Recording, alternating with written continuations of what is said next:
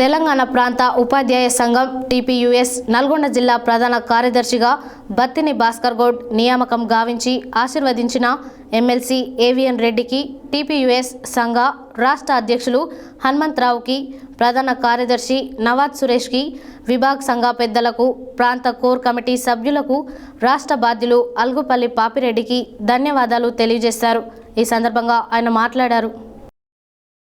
తెలంగాణ ప్రాంత ఉపాధ్యాయ సంఘం టీపీయూఎస్ నల్గొండ జిల్లా ప్రధాన కార్యదర్శిగా బత్తిని భాస్కర్ గౌడ్ నియామకం గావించిన ఆశీర్వదించిన ఎమ్మెల్సీ ఏవిఎన్ రెడ్డికి, టీపీయూఎస్ సంఘ రాష్ట్ర అధ్యక్షులు హనుమంతరావుకి, ప్రధాన కార్యదర్శి నవాజ్ సురేష్కి, విభాగ్ సంఘ పెద్దలకు, ప్రాంత కోర్ కమిటీ సభ్యులకు, రాష్ట్ర బాధ్యులు అల్గుపల్లి పాపిరెడ్డికి, తెల్కలపల్లి వెంకయ్యకి, జిల్లా వివిధ మండలాల కార్యవర్గ సభ్యులకు, కార్యకర్త బంధువులకు పేరు పేరున హృదయపూర్వక వినమ్ర కృతజ్ఞతాభివందనాలు తెలియజేసుకుంటున్నామని వెల్లడించారు.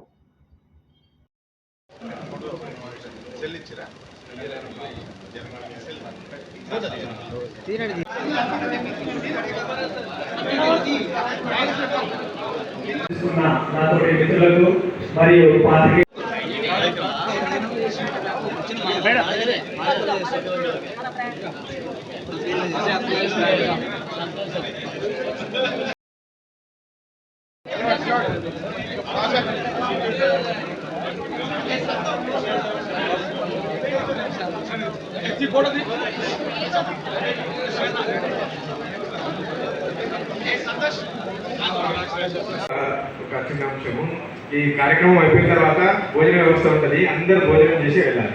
మా ఆతిథ్యాన్ని స్వీకరించి వెళ్ళాల్సింది కోరుతున్నాను. పిలవగానే ఈ కార్యక్రమానికి విచ్చేసిన ముఖ్య రాష్ట్ర ప్రభుత్వానికి మొదటగా ధన్యవాదాలు.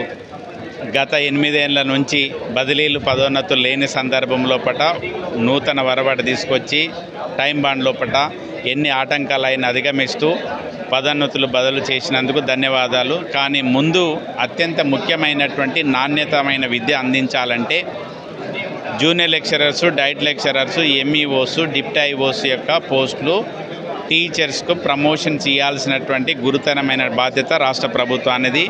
ఈ దిశగా ఆలోచించి పదోన్నతులు కల్పించాల్సిందిగా ప్రభుత్వాన్ని తపస్సు డిమాండ్ చేస్తుంది. జరిగినటువంటి తెలంగాణ ప్రాంత ఉపాధ్యాయ సంఘ మీటింగ్కు ముఖ్య అతిథిగా పిలిచినారు. ఈ సమావేశంలో రాష్ట్ర అధ్యక్షులు హనుమంతరావు గారు, రాష్ట్ర బాధ్యులు పెంటయ్య గారు, తర్వాత పాపిరెడ్డి గారు కూడా పాల్గొన్నారు.